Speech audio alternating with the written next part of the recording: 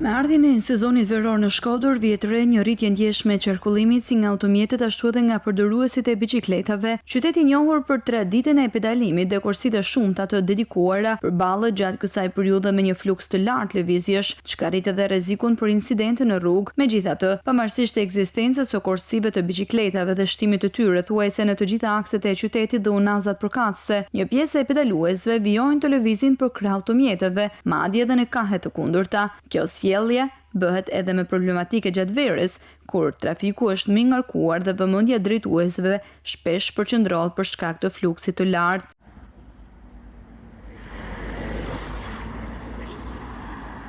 Specialistët e sigurisë rrugore theksojnë se respektimi i rregullave dhe përdorimi i korsive të dedikuara është thelbësor për të shmangur aksidentet, ku fatkeqësisht nuk kanë munguar në rrugët e qytetit, edhe me pasoja fatale.